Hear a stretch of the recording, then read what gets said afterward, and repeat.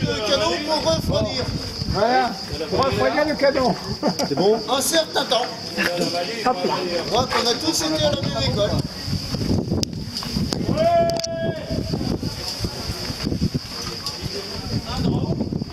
Alors, ils viennent ou ils viennent pas? C'est bien, non, la photo? Nickel. Je filme, hein? Bernard. Par contre, ce que je voudrais, c'est que les deux ça n'aille pas. Pourquoi il fait mal? Seb, tu viens là? Monsieur là-bas, Je le tiens qui? photo. C'est pas ça. Voilà. Bon, vous avez vu, je suppose, tout à l'heure, comment ça se passait au niveau du tir au mousquet. Voilà. Alors, ce qu'il faut savoir, c'est que ces armes-là, à l'époque, je vais pas rentrer dans certaines polémiques, mais comprenez bien qu'au XVIIe siècle, à la mi-XVIIe siècle, l'arme à silex existait déjà. Seulement, l'armée du roi avait déjà tellement de fusils à mèche, donc, qu'ils préféraient encore terminer, on va dire, le stock d'armes qu'ils avaient à l'époque, n'est-ce pas, pour équiper encore leurs hommes, alors qu'il existait déjà le système à silex. Donc je dis ne pas rentrer dans une polémique, c'est tout simplement parce qu'en 14-18, ce qui s'est passé, c'est que les armes de 1870 sont passées au 45, et 39-45, on s'est encore tapé du level, on est tous d'accord, voilà. Donc ça a commencé donc bien là-dessus. Voilà, malheureusement c'est un peu ça. Voilà, et bon, sans parler de l'époque que vous représentez, n'est-ce pas? C'est plutôt les armes qui venaient plus de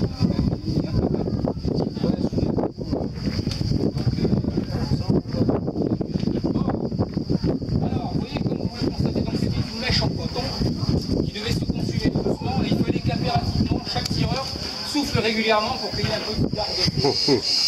Ensuite après, vous voyez, on ouvrait un bassinet dans lequel se trouvait donc le pulvera. Le pulvera, c'est une poudre noire qui est bien écrasée, parce que vous prenez de la poudre noire comme ça, vous laissez l'allumer, ça ne marche pas.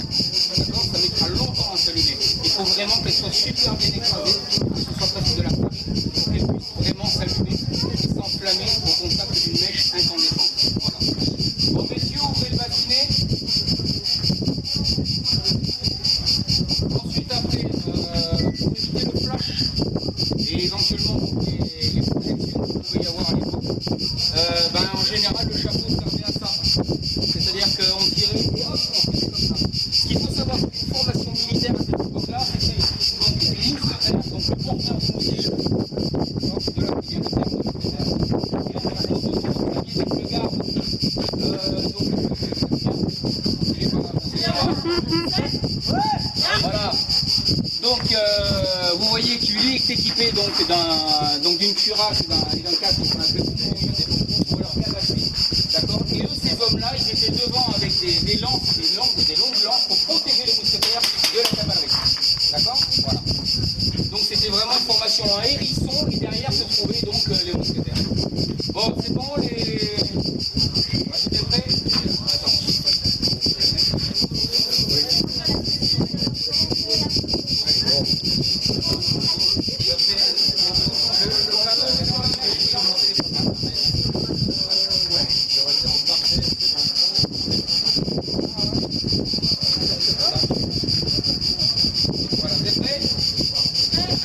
Allez, feu!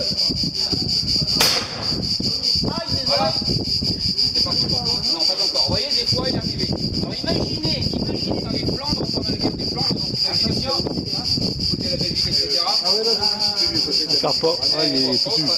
Voilà, quand il pleuvait fréquemment, et ben on s'achevait à coups de... Non?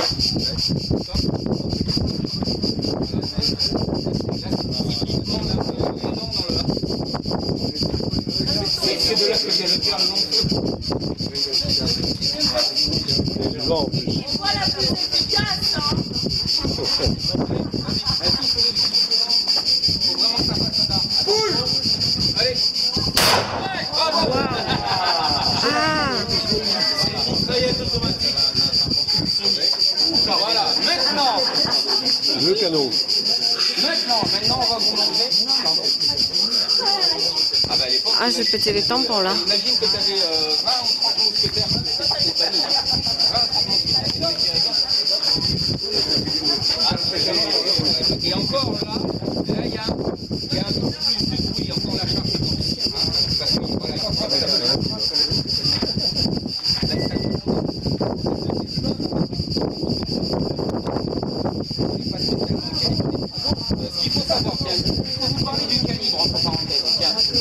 je vais vous expliquer un petit peu, ça n'a rien à voir, mais bon, on va dire à l'époque du XVIIe siècle, la France a été poussée par les Anglais, vous êtes d'accord, avec la marine, etc. D'accord. Bon, alors pourquoi? Ouais, ça peut être grave. D'accord. Mais pourquoi à l'époque, pourquoi les Anglais étaient si forts dans la marine? C'est qu'ils avaient été les premiers à instaurer un canon. Le canon, il faut le charger, tout ça là. Où il est chargé déjà? En France, il n'est pas chargé encore. d'accord, la marine royale, à l'époque, il y avait différents types de canons. Et les fameux types de canons, les plus lourds étaient en bas, pour les petits, et les plus légers en haut. Et ensuite, après, chaque boulet était bien spécifique par rapport au canon. Et c'était pas seulement au calibre, des fois c'était à la pièce. Imagine le travail. Ils avaient leur équipement de la qui rentre bien dans la bouche. Voilà. Les Anglais, non. Ils avaient déjà standardisé, d'accord, le calibre. Bon, allez, maintenant, on va vous montrer ce que c'est le canon donc, de l'époque. Donc, allons le charger alors. Alors, le chargement se faisait donc par des doses de poudre qu'on appelle gargouillettes. Voilà. Donc, c'était des doses de poudre qui étaient préparées pour éviter justement l'explosion de l'artillerie. Pas grand chose, hein. Vous voyez.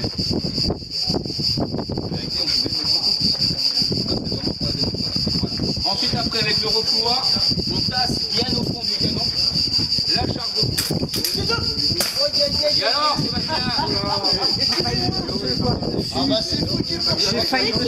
Petit ramener. Ouais, mais non, non, et alors?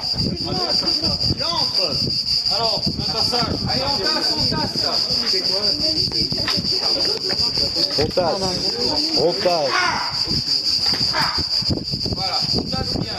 Évidemment, après, on imite le boulet. D'accord? Alors ensuite, après le boulet, souvent il y avait une bourre.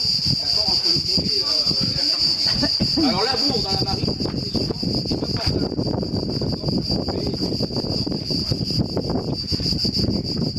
Et bon, alors voilà, maintenant on ouvre la cheminée. On perce. Parce que comme vous avez pu le voir, la charge est dans un tissu. Et après on y verse le pulverin. Le fameux pulverin qu'on utilise dans le bâtiment. Et là on le met dans la cheminée du canon. Et on verse jusqu'à ravoir. Pas trop. Voilà. Ça va claquer. Ça va péter, attention.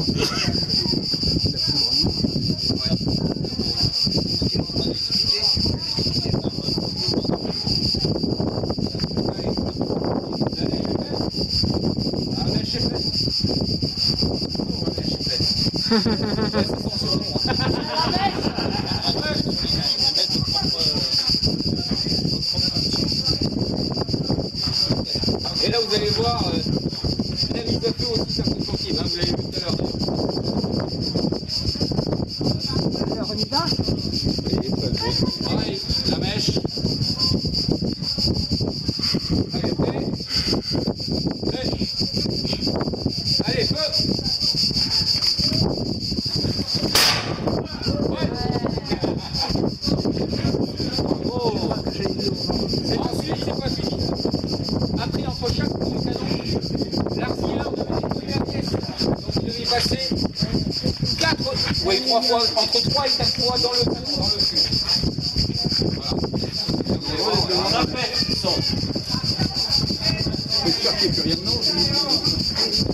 Alors, il y avait des fois des cas d'auto-inflammation. C'est-à-dire, quand les gars faisaient des tirs trop répétés, la pièce était chaude à un tel point que le temps qu'il charge la poudre, des fois la poudre pouvait s'enflammer directement dans la bouche. D'accord, il y a des explosions. Donc c'est pour ça que je peux faire là maintenant. Oh, une deuxième charge. Ah oui, ça aussi, ça c'est bien. Voilà. Et ensuite, pour être sûr que la cheminée est bien dégagée et non pas obstruée, il faut se mettre dedans. Et ça, c'est plus drôle. Non, ça c'est un coup c'est le truc. Bon, deuxième charge. Allez, deuxième charge. Deuxième charge. Allez, c'est parti. Donc c'est le. Gargoulette. Bien. Ça, C'est le. au couloir.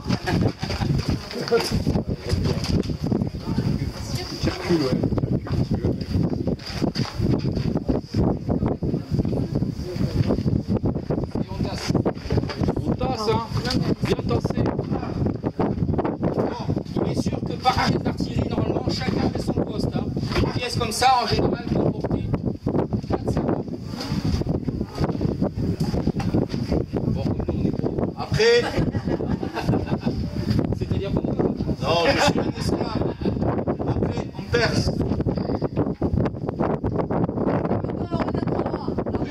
Oui, toujours des critiques. C'est comment t'es rentré ici? Oh!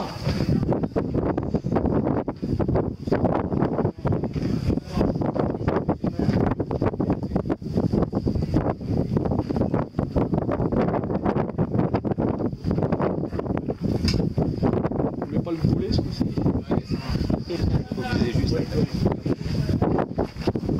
C'est la racine.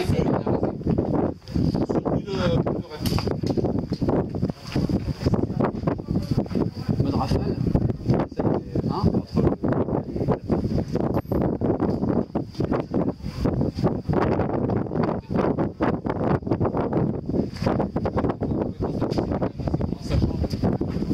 Bravo, ça me texte. Oui, bien sûr, oui, c'est en ligne. Oui. Alors, ce qu'il faut savoir aussi, c'est qu'à l'époque, dès qu'on devait tirer sur des forteresses, et ensuite, après, si on devait tirer donc, vis-à-vis de la piétaille, là, on tirait de la grenade, de la chaîne, ou alors des pluies qui se fondaient en deux, qui étaient causées par ce qu'on appelle le des boulets qui étaient demi-serrés. Et ensuite, après, ils étaient reliés par une chaîne ou alors un fil. Et quand ils partaient, ils se scindaient en deux. Ils étaient retenus par le ça servait bien aussi, ça servait des Français, de tirer justement sur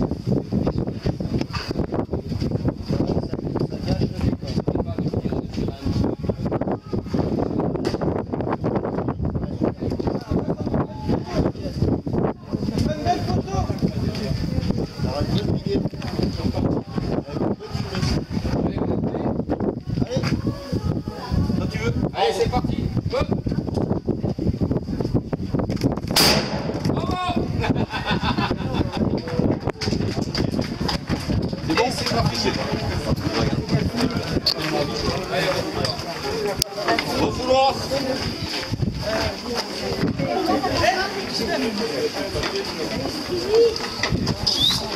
Un dernier. Oh, qui veut souffler là pour savoir ce que ça fait? allez, qui c'est qui veut goûter là? Il y a un courageux qui veut goûter? Allez, allez, soufflez. Allez, il faut les hommes courageux là. Allez, soufflez dedans.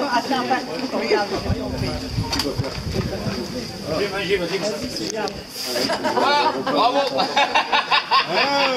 Dégueulasse. C'est bon, hein? Ça vaut pas les lèvres de ma femme. Les lèvres bien. Ben voilà, donc merci pour la prestation. Merci à vous. Oui. Ah. Et en fait, la distance.